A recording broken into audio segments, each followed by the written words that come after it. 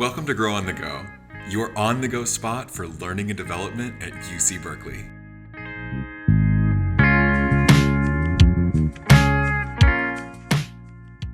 This episode details the annual performance calibration process. Grow on the Go is produced by People and Organization Development in Berkeley People and Culture.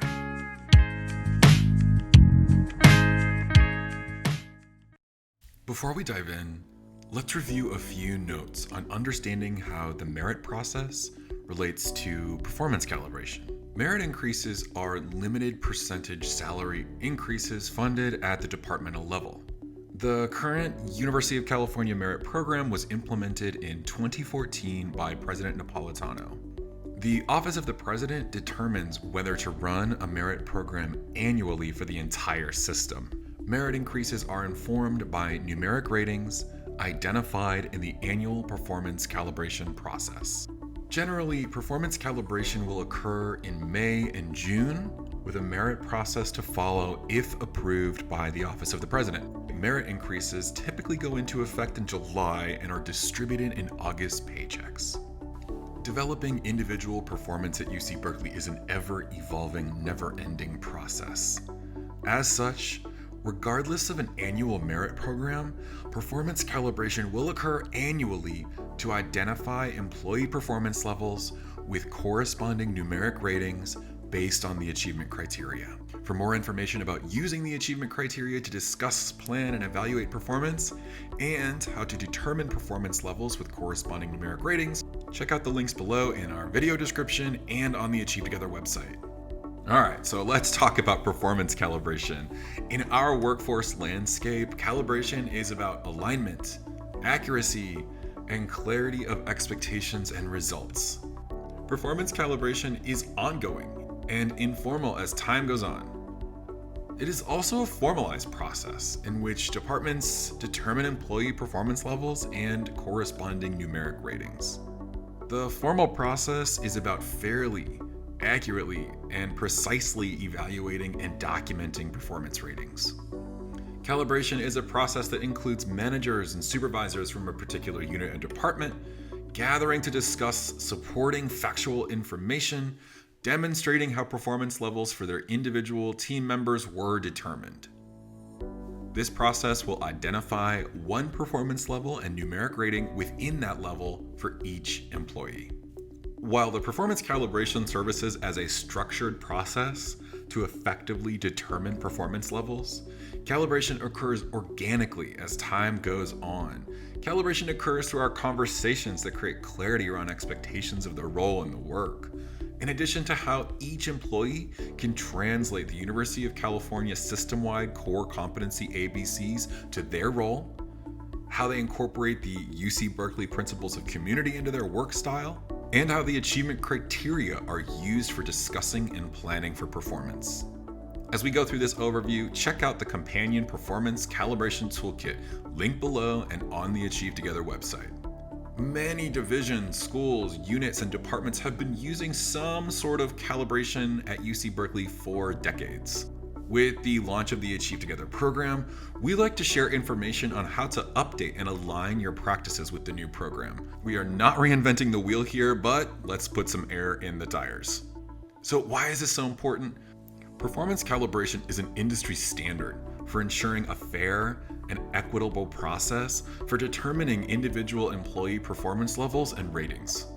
Calibration creates space for managers and supervisors to consistently and fairly administer the Achieve Together program, including the documentation of 3 check-in conversations, the use of the achievement criteria to evaluate performance, and by taking part in a group-facilitated process to determine performance levels and corresponding numeric ratings with accuracy.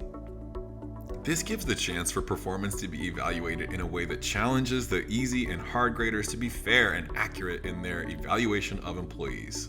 By engaging in this process, we raise awareness of the work contributions of members of our teams to our peers and our leadership. And it's our chance to call upon the power of our peer network to ensure that we move beyond bias to focus on factual determining factors, focus on results and behaviors outlined in the achievement criteria. So important to this process is sustaining consistency in the employee experience. We also enhance our ability to exchange feedback about employee performance at the organizational level and empower teams to work on talent development and employee engagement planning and succession management. This process helps us to be better managers by calling upon the wisdom in the room, and it helps us to help the other managers in our organizations to be better. Zooming us out to the full picture, it's everyone's responsibility to ensure the Achieve Together process is administered fairly and consistently. In a few moments, I'm going to share with you the best practice process for performance calibration. At a baseline, all managers must administer the Achieve Together program with their non-represented employees, including 3 check-in conversations and documentation annually, use of the achievement criteria to discuss, plan, and evaluate performance, and determination of 1 numeric rating annually. For more information about determining performance levels and their corresponding numeric ratings, check out the how-to video in the description below and on the Achieve Together website. Here are the necessary before, during, and after calibration steps for organizations. After this section, I will be sure to revisit roles and responsibilities.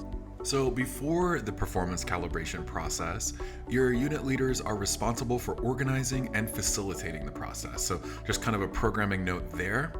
Managers will use 1 pre-calibration roster for their team to determine an employee performance level and corresponding numeric rating for each employee.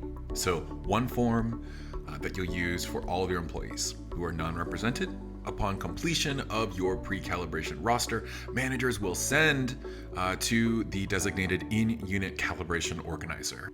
All right, so during the process, your unit leadership will make sure to designate a calibration facilitator for the meeting.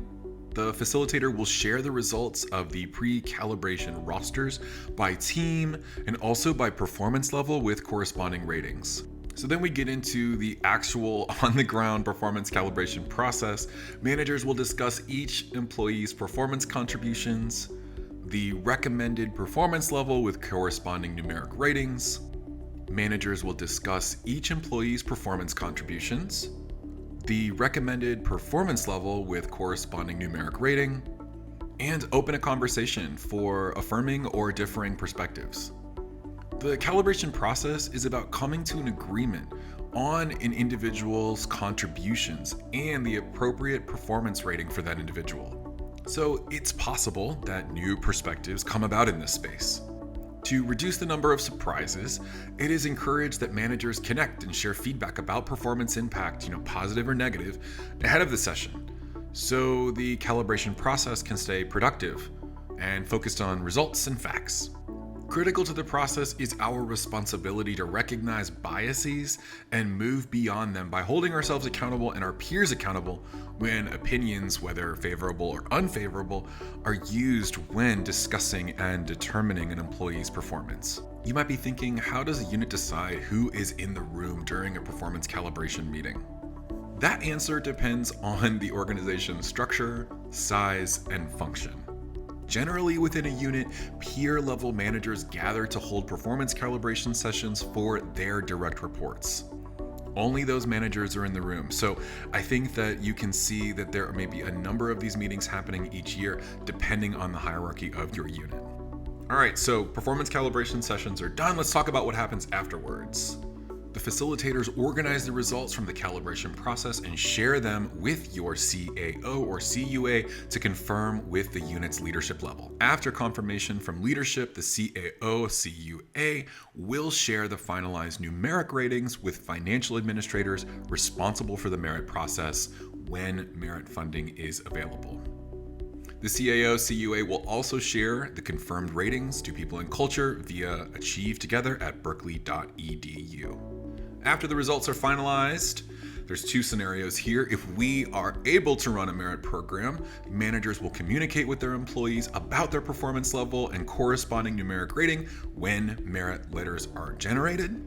If we are unable to run a merit program, managers will communicate performance levels and corresponding numeric ratings in a regularly scheduled one-on-one meeting. A few high-level notes. We do not cap the number of individuals who fit into these 3 performance levels. For example, we do not say only 10% of our staff can be standout. Our goal here is to fairly and accurately evaluate performance.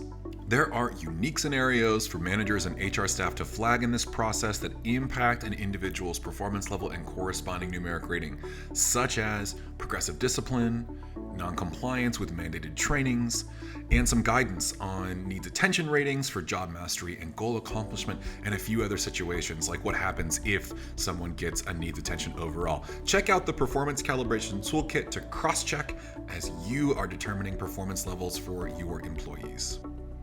To close us out, here is a quick reminder of roles and responsibilities for performance calibration.